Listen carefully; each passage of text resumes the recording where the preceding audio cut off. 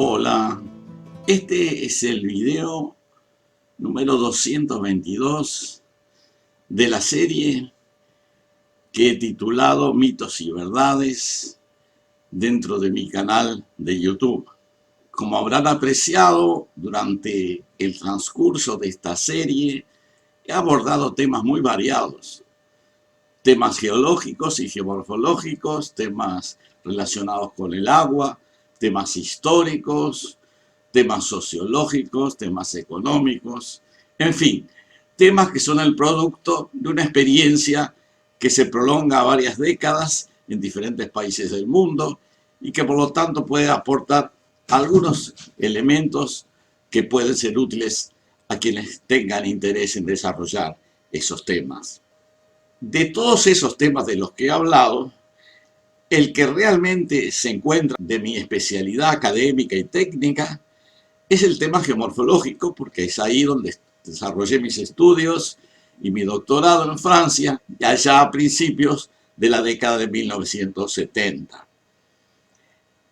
En este caso voy a tratar el tema del origen de los relieves y en particular del origen de los relieves en los climas húmedos, que creo que es bastante interesante porque aporta una clave para entender en gran medida de qué manera evolucionan las formas que se desarrollan en la superficie de la Tierra en los diferentes climas y en particular, en este caso, en el clima húmedo. Bueno, ahora vamos a hablar del sistema morfogenético o geomorfológico húmedo que se relaciona con los lugares del planeta donde las precipitaciones son abundantes, la humedad es abundante en la mayor parte del tiempo, la mayor parte del año.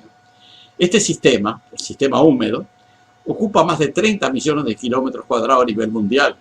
Se caracteriza por un superávit anual de precipitaciones con relación a la evaporación y, consecuentemente, tiene una cobertura vegetal densa y espesa. Los mecanismos característicos de un sistema de este tipo, en primer lugar, se caracterizan por la cobertura total de la superficie por la vegetación, selvas, bosques, frecuentemente con varios estratos superpuestos, estrato arbóreo de varios niveles, el estrato arbustivo, estrato herbáceo, y también por el escurrimiento en las laderas prácticamente nulo. El agua no corre en las laderas prácticamente por encima del suelo. Al mismo tiempo, al no correr por las laderas, tampoco forma torrentes, no tiene oportunidad de formar torrentes porque no hay agua que vaya a contribuir a los hipotéticos torrentes que se formarían. Y por lo tanto no hay erosión superficial ni torrencial. Las laderas, por lo tanto, como no hay erosión, evolucionan muy lentamente y se estabilizan. Hay muy poca cantidad de pequeños vallecitos secundarios en las laderas debido a la ausencia de erosión torrencial. El aporte de materiales lateral a los talvex o valles principales es también muy escaso. Por lo tanto, los lagos fluviales no tienen sedimentos, reciben pocos sedimentos y entonces son pobres en sedimentos y entonces tienen gran competencia para erosionarse en el fondo y transportarse en el fondo los cantos rodados, etcétera, que se forman de esa erosión en el fondo. Pero la erosión es en el fondo del río, no es en las laderas. Los entalles y las incisiones en el fondo del lecho, en los valles, pueden ser muy profundos, que las laderas entonces pasan a ser muy empinadas, a veces extremadamente empinadas e inestables. Predomina la meteorización química, o sea, la hidrólisis, que es la hidratación y la formación de minerales basados en el agua, y al mismo tiempo se solubilizan las sales, los cationes que estaban en las rocas, como por ejemplo el sodio, el potasio, el magnesio, calcio y silicio, y son exportados en forma soluble en las aguas fluviales. Las aguas fluviales entonces están limpias de sedimentos, pero están cargadas de cationes. En las laderas queda el residuo, los cationes que no se van, que no se solubilizan, que son el aluminio y el hierro. Los suelos entonces pasan a ser suelos ricos en hierro y aluminio, En este caso son los suelos que se llaman ferrolíticos por esa razón. Además, se va gradualmente desarrollando un manto de alteración de espesor considerable a nivel de los suelos. La existencia de una cobertura vegetal densa y la presencia de un manto de alteración de cierta permeabilidad posibilita el amplio predominio de los procesos de infiltración frente a los de escurrimiento superficial. El agua se infiltra porque hay vegetación alrededor y no le permite la vegetación escurrir, y ahí queda encima de la hojarasca y de a poco se va infiltrando para que la absorban las raíces en gran medida, y otra parte se va por escurrimiento que llamamos hipodérmico hacia los valles principales de los ríos.